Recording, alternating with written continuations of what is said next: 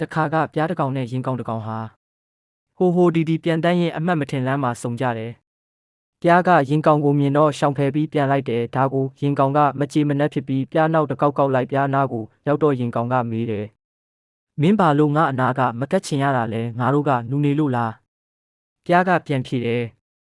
မဟုတ်ပါဘူးကွာမင်းတို့နဲ့ငါတို့ကဗီဇတွေတဘာဝတွေမတူကြဘူးမင်းမှလည်းအတောင်ပါတယ်ငါမှလည်းအတောင်ပါတယ်ဒါပေမဲ့ငါတို့ကမိတ်ဆွေတငယ်ချင်းမဖြစ်ထိုက်ဘူးရင်ကောင်ကထပ်ပြီးမခံကျင်စိတ်ဖြစ်ပြီးအေးအဲ့တော့ဘာဖြစ်လဲပြားကထပ်ပြောတယ်ငါတို့ကပန်းဝေးရည်ကိုစုပ်တယ်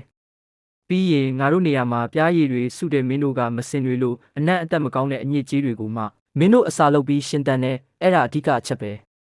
ငါတို့မှာအစိတ်ရှိတယ်ဆိုပေမဲ့အန္တရာယ်ကိုကာကွယ်ဖို့တဘာဝကပေးထားတဲ့လက်ဆောင်ပဲငါတို့ဘက်ကဘယ်တော့မှစပြီးရမ်းမရှာဘူးအဲ့ဒါကြောင့်ပဲမင်းတို့နဲ့ငါတို့ဟာဘလို့မှပေါင်းဖက်အတူရှိနေလို့မသိတော့ဘူးဒီပုံမြင်လေးတွေကလိုပဲကျွန်တော်တို့အားလုံးကဘဝတစ်ခုကိုရှင်းတန်းဖြတ်တန်းကြတဲ့အခါလမ်းတစ်ကွေ့မှာရင်ကောင်းလို့အညိဟောက်တော်ထဲမှာပျော်နေတဲ့လူတွေပန်းဝတ်မုံလို့အရသာချုံမြိန်တဲ့နေရာမှာပျော်နေတဲ့လူတွေနဲ့တကွေ့မဟုတ်တကွေ့ကြုံကြဆုံကြရမှာပဲအဲ့ဒီအခါကိုတန်ဖိုးဟာဘာလဲကိုဘလို့လူလဲ